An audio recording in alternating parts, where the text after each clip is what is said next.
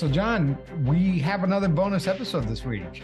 I drove to Charlotte, North Carolina to meet up with Frank Perri, who's an attorney. He's a CPA and a certified fraud investigator. And this is the guy who coined the term red collar criminal. Have you heard of this? I had heard of it briefly and kind of explain it. It's like an overlap between a white collar criminal and a violent criminal or something. Is that right? Yeah, that's what I thought at first, actually. But, I covered this on Pretend, so people may have already listened to those episodes. But a red collar criminal is actually a subset of a white collar criminal. So it's not that it's a Venn diagram of where you have like a white collar criminal and then a murderer, and that makes them a red collar criminal. According to Frank Perri, a red collar criminal is somebody who murders you or commits an act of violence in order to conceal their fraud, right? In order to prevent being caught. So that is a very specific definition of a red collar criminal. And Frank Perri, he wanted to talk to me about the Murdaugh case to find out, hey, is the Murdaugh case a red collar crime? Like, what do you think? Without talking to Frank Perri, what do you think about the Murdaughs and did he murder his family in order to conceal his fraud? Yeah, I think that's interesting with Alex Murdaugh. You've got a number of murders and deaths around him, but when it comes to his family, it certainly looks like that was done to cover up many of the other crimes that he had done over his lifetime. However, there may have been other deaths, whether they were murders or he contributed in some way that were furthering and perpetuating his fraud. So, he was a very multifaceted criminal in that he pretty much had his tentacles into everything. But it certainly sounds like he falls well within the red collar criminal arena. Yeah, I think so too. And I haven't talked to Frank yet. I'm talking to him tomorrow, but we'll play my interview with him after the break. So I'm here with Frank Perri. He just got done doing a 4-hour seminar workshop on red collar crime and the signs and traits that we need to look for as fraud investigators. But I traveled over here because I really wanted to talk about something that's in the news this week, which is the Alex Murdaugh case in South Carolina. Would you consider Alex Murdaugh to fall into the category of red collar crime? I would have to say, in looking at the facts of the case, it's unclear, and I want to explain why I say that. First of all, when we think about red-collar crime, we have to understand that they are a subgroup of white-collar offenders who resort to violence because of the fear of detection and or disclosure of their fraud schemes. So we have to understand the definition of it, and that their motive is to silence those individuals who might expose their fraud schemes. In this case, is it possible? Yes. Now, when I say why I say yes is because my understanding is that the wife who was murdered, it was rumored that she was hiring a potential forensic accountant to back into what he was doing. Now, if that is something that was known to the husband, Alex, that could have triggered a homicidal motive for him. If that could be established, then I would have to say then it is highly possible that once he learned of what his wife was doing, that he killed her for those reasons. But in and of itself, we're not sure yet. However, if it was affirmed, then I would classify it as a red collar crime for sure. Now, fraud was introduced at trial. It was unclear to me what was the purpose of introducing the fraud that predated the homicide. That was somewhat unclear to me. Often with white-collar offenders who resort to violence, they think that because they were skillful in committing fraud, that they can superimpose that skill set into planning a homicide. In this case, he was caught. He was caught committing a homicide because he left evidence behind that linked the death of the child and the wife to him. And it wasn't that much evidence. I mean, he could have easily have gotten away with this. He right? could have easily have gotten away with this, but for the fact that more likely than not, his own arrogance into believing that he can get away with it is the reason why he did it. Often in red-collar crimes, but for a few pieces of information that the prosecution can use, many of them would have gotten away with murder, literally would have gotten away with murder, but for a few pieces of information.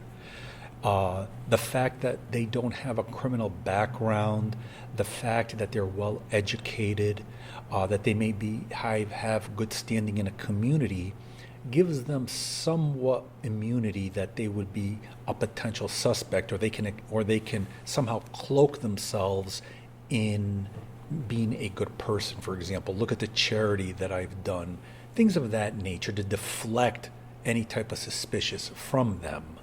But in this case, the evidence of his fraud and what has come to light, especially now, I believe it may have been I'm not too sure who she was, maybe a home caretaker who had died. She fell down fell down the stairs. But my understanding is that he had taken out commercial insurance on the property, I believe, a month or so prior to her death, so that he could sue himself to get payment from her death. That is incredibly suspicious behavior. If in fact that were to be proven true, that he actually killed her to collect on the insurance policy, that is considered what is referred to as criminal enterprise homicide. Why is that? Because you have to kill the person to get the money. All right? Red collar crime or fraud detection violence, that offender may already have the money. The motive to kill somebody is to prevent the detection and disclosure of the fraud that they have committed. So it's not the same thing. So if in fact it was a criminal enterprise homicide, that would be damning evidence against him. But I don't know what the evidence is going to be in that case. And with the wife, that's one in which we need a little bit more information that we may not have. But the fact that she was trying to get a forensic accountant, and if he found out about that, that would be very, very telling. Often also what happens is that the child was also killed in this case. What often happens with red-collar criminals is that they will not only target people whom they are threatened by, but even people who they are not threatened by, because in a cold-blooded manner, they have to remove any witnesses. In this case, let's assume that the son wasn't there. It's very possible he may not have eventually killed her, but because he was going to kill his wife and the son was there, he would have been an eyewitness. So in some respects, it's very possible he killed him simply in order to neutralize the threat that he would testify against the father. Right. So here you have a case where you have enterprise crime being committed possibly, and then also a potential red-collar case. This is an example of those two concepts coming together. They are separate motives, but basically you have different reasons of why he's doing what he's doing. Yeah. And a motive is important because it can direct an investigation. And on the surface, Alex Murdaugh is not who you would expect to be this cold-blooded killer, right? Because he has that cloak. He has a cloak he just has this cloak of that credibility. He was a part of a law firm that was a family-owned. He had roots in the community. So people are looking at this from the exterior and looking at perfection. Why would anybody with perfection want to, in a sense, destroy all that tradition in the family history? You know, why would somebody go down that path? You know, I was listening to you during your workshop today, and one question that I had, you know, you described these offenders, regardless of socioeconomic class, regardless of stature in society or whatever, they lack the empathy and the human emotions that most of us have, right? So most people cannot even imagine killing your spouse, killing your son, even just to avoid detection, right? That's probably where the fascination comes with a lot of these cases. It's like watching a UFO because it's alien to us, right? But here's my question. So these people lack the emotions that most of us have. They don't care about hurting the people that they love, but they really are concerned about getting caught. Like that motivation is very interesting to me, because that seems to be the only genuine emotion that they have, is that fear of getting caught. Well, just to piggyback on what you're saying, let's just take it from a primal perspective, that sense of self-preservation.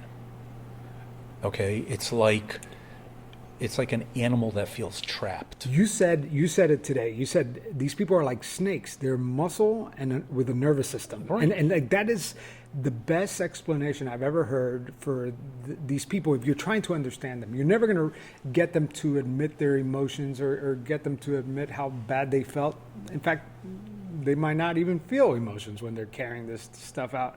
They're a muscle with a nervous system is such a clear way of expressing the coldness. And consider this too, Javier, and that is that when people look at Alex Murdaugh, they see a certain veneer, the pictures, the wealth, the family pictures. If things are so perfect, why would the wife be considering divorce? Because you have to understand, people compartmentalize their behaviors, and that the way Alex may have portrayed himself to the public, that doesn't necessarily mean that that's the way Alex portrayed himself behind closed doors in the house.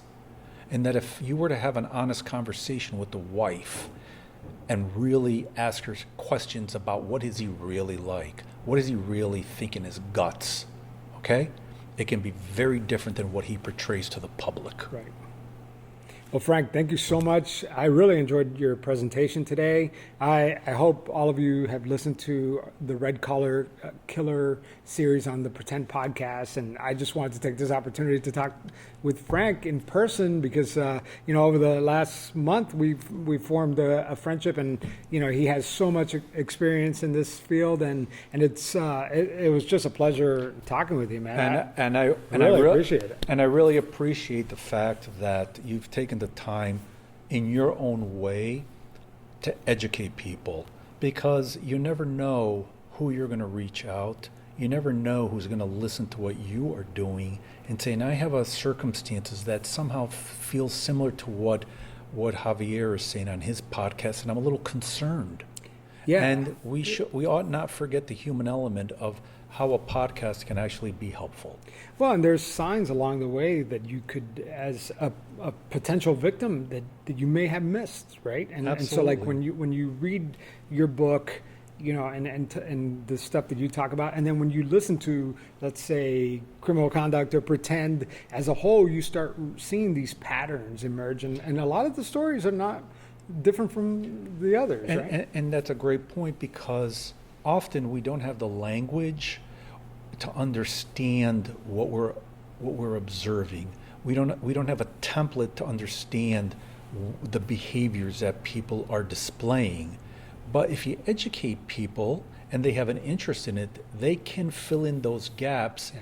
And then it's not just necessarily just their own personal opinion. They can actually base it on quality research and what other people in the field have to say on this. Yeah. So, well, Frank, thank you so much. Very good. Thank you so awesome, much, Javier. And, I hope everyone gets a chance to check out Frank's book. I will post it in the show notes. All right, man. Thank you.